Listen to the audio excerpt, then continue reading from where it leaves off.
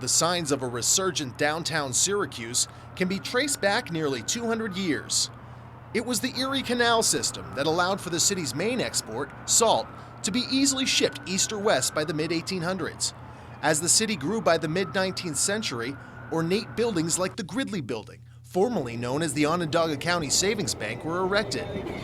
Built of limestone quarried on Onondaga Nation territory, this style of architecture was known as the Second Empire style in reference to the Second French Empire. There's solidity and permanence in cities like Syracuse. They've been here for hundreds of years, and the architecture we've lost a lot of it, unfortunately, during a period of urban renewal in this country. Urban renewal was a program in the mid-20th century of land redevelopment in areas of moderate to high density. The building of major highways like I-81 through the hearts of American cities took people and businesses out of downtowns and into the suburbs. It was this whole wave of thinking of, it's better to live outside the city, it's cleaner, there's more opportunity. So we wondered, why is it people are returning to downtown? And I think part of the reason people are moving downtown is that the historic buildings have a character and a detail and a scale to them that's much more humanly attractive. We're much more attracted to it. The texture, the colors, the distance between buildings and the narrowness of the streets. It is a fact that downtown is booming. We have 199 units of housing under construction right now.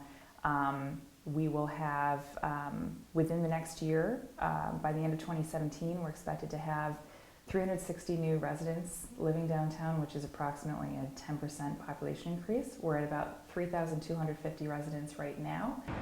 So what types of buildings are people and businesses attracted to?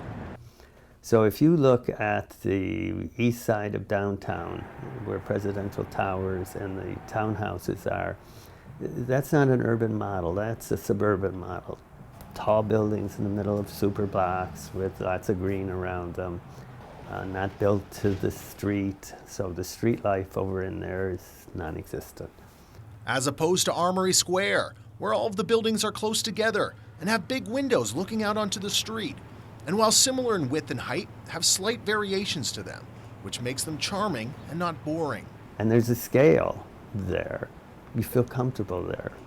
When you think about what makes a city great, you might think it's about the big buildings, but it's actually those neighborhoods that are more scaled down, with buildings only a few stories high that we love. These neighborhoods have signs of life, outdoor cafes, and windows that allow us to see what's inside them, and hidden back alleys that allow us to get lost, all in an environment that's small enough, so it's never disorienting. But on the fortunate side, we've been able to maintain a lot of it, and in the last X number of years, been able to restore some of the fabric that we had that is really, really so beautiful. And I think the more we concentrate on creating beautiful places and making a real city and what all of that means, the more successful we're going to be. In downtown Syracuse, I'm Mike Carter, NCC News.